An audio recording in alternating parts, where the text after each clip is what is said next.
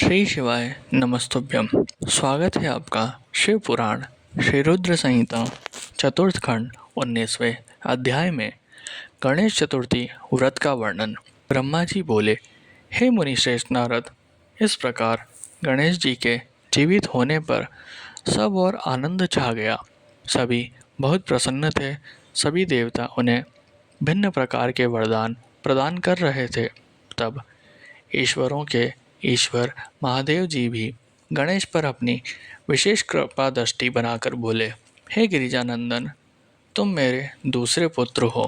तुम्हें न पहचानने के कारण तुम्हारा यहाँ अपमान हुआ है, इसलिए मेरे भक्तों ने तुम पर आक्रमण किया, परंतु आज से कोई भी तुम्हारा विरोध नहीं करेगा। तुम सभी के पूजनीय और वंदनीय होंगे। तुम साक्षात जगदम्बा के तेज से उत्पन्न होने के कारण परम तेजस्वी और पराक्रमी हो। तुम्हारी वीरता और साहस का लोहा इस संसार में हर प्राणी मानेगा। आज से तुम मेरे सभी शिवगणों के अध्यक्ष हो। ये सभी तुम्हारे आदेशों का ही पालन करेंगे। आज से तुम गणपति नाम से भी जाने जाओगे।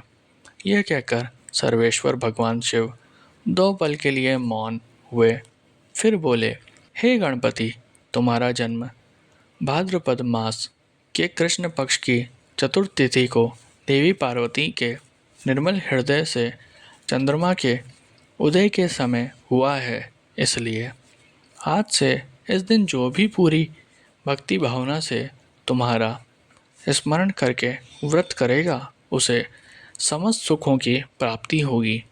मार्गशीर्ष मास के कृष्ण पक्ष की चतुर्थी के दिन सुबह स्नान करके व्रत रखें। धातु, मूंगे या मिट्टी की मूर्ति बनाकर उसकी प्रतिष्ठा करें। तत्पश्चात मूर्ति की दिव्य गंधों, चंदन एवं सुगंधित फूलों से पूजा करें। रात्रि में 12 अंगुली लंबी 3 गांठ वाली 101 दुर्वों से पूजन करना चाहिए। उसके बाद धूप, दीप, नैवेद्य, तांबुल, आरती देकर गणेश जी की पूजा करें। बाद में बाल चंद्रमा का पूजन करें। फिर ब्राह्मणों को उत्तम भोजन कराएं। स्वयं बिना नमक का ही खाना खाएं। इस प्रकार इस उत्तम गणेश चतुर्थी व्रत को करें। जब व्रत करते करते 1 वर्ष पूरा हो जाए, तब भक्ति भावना से इस व्रत का उद्यापन करना चाहिए। उद्यापन में 12 ब्राह्मणों को भोजन कराएं। व्रत का उद्यापन करते समय पहले से स्थापित कलश के ऊपर गणेश की मूर्ति रखें। वेदी तैयार कर उस पर अष्टदल कमल बनाकर हवन करें। तत्पश्चात मूर्ति के सामने 2 स्त्रियां व 2 बालकों को बिठाकर उनकी विधि विधान से पूजा करें। फिर उन्हें आदरपूर्वक भोजन कराएं। पूरी रात उनका भक्ति भाव से जागरण करें। सुबह होने पर गणेश जी का पुनः पूजन करें। पूजन करने के पश्चात उनका विसर्जन कर दो। वे बालकों का आशीर्वाद लेकर उनसे स्वस्ति वाचन कराएं और व्रत का पूर्ण करने हेतु श्री गणेश को पुष्प अर्पित करें। तत्पश्चात भक्ति भाव से दोनों हाथ जोड़कर उन्हें नमस्कार करें। हे गणेश, इस प्रकार जो श्रद्धा पूर्वक उत्तम भक्ति भाव के साथ तुम्हारी शरण में आएगा और तुम्हें रोज पूजेगा, उसके सभी कार्य सफल हो जाएंगे तथा उसे सभी अभिष्ट फलों की प्राप्ति होगी। गणेश का पूजन सच्चे मन से सिंदूर, चंदन, चावल और केतकी के फूलों से करने वाले के सभी विघ्नों और कलेशों का नाश हो जाएगा। उस मनुष्य के अभिष्ट कार्य अवश्य ही सिद्ध होंगे। ये गणेश चतुर्थी व्रत सभी स्त्री एवं पुरुषों के लिए श्रेष्ठ है। विशेषतः जो मनुष्य अभ्युदय की इच्छा रखते हैं, उन्हें उत्तम भक्ति भावना से इस व्रत को अवश्य करना चाहिए, क्योंकि गणेश चतुर्थी का व्रत करने वाले मनुष्य की सभी इच्छाएं और कामनाएं पूरी होती है। इसलिए सभी मनुष्यों को इस श्रेष्ठ व्रत को पूरा करना चाहिए तथा सदैव तुम्हारी भक्ति भाव से आराधना करनी चाहिए।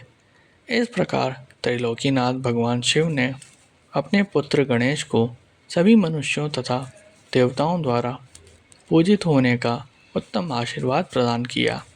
सभी देवता और ऋषि मुनि भगवान शिव के वचन सुनकर बहुत प्रसन्न हुए। उनके आनंद की कोई सीमा न रही। वे सभी भक्ति रस में डूबकर शिव पार्वती पुत्र गणपति की आराधना करने लगे। ये देखकर देवी पार्वती की खुशी की कोई सीमा न रही। वह देवताओं को अपने पुत्र गणेश का पूजन करते देख मन ही मन भगवान शिव के चरणों का ध्यान करते हुए उनका धन्यवाद करने लगी। उनका सारा क्रोध पल भर में ही शांत हो गया था। उस समय सभी दिशाओं में सुमधुर दुंदुभियाँ बजने लगी। अप्सराएं सहर्ष नृत्य करने लगी। सुंदर मंगल गान होने लगे तथा श्री गणेश जी पर आकाश से फूलों की वर्षा होने लगी।